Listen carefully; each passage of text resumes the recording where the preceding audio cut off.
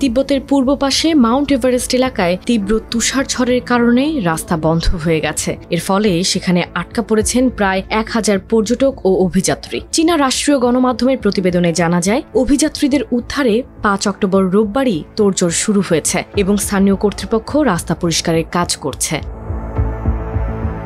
Reuters জানিয়েছে, উদ্ধারকর্মী ও স্থানীয় গ্রামবাসী তুষারের স্তূপ সরাতে কাজ করছেন যেন আটকে থাকা পর্যটক ও কর্মীদের দ্রুত উদ্ধার করে আনা যায়। দুর্ঘটনাস্থলটি সমুদ্রপৃষ্ঠ থেকে প্রায় 4900 মিটার অর্থাৎ প্রায় 16000 ফুট উঁচুতে অবস্থিত।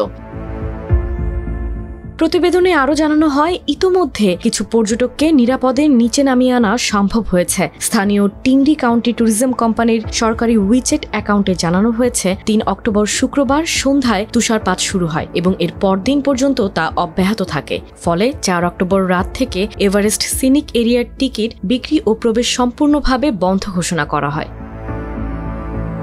তিব্বতের এই তুষারঝড়ের পাশাপাশি সীমান্তের ওপারে নেপালেও ভয়াবহ প্রাকৃতিক বিপর্যয় দেখা দিয়েছে। দেশটির পুলিশ জানিয়েছে, 3 অক্টোবর থেকে শুরু হওয়া ভারী বৃষ্টি পাহাড় ধস ও আকস্মিক বন্যার সৃষ্টি করেছে। এতে কমপক্ষে 47 জনের মৃত্যু হয়েছে। এদিকে ভারতের সীমান্ত ঘেঁষা নেপালের পূর্বাঞ্চলীয় ইলাম জেলায় পৃথক কয়েকটি পাহাড় ধসে 35 জন প্রাণ হারিয়েছেন। বন্যার পানিতে ভেসে গেছেন আরও 9 জন। এছাড়া বজ্রপাতে দেশটির অন্যান্য অঞ্চলে আরও 3 জনের মৃত্যু হয়েছে।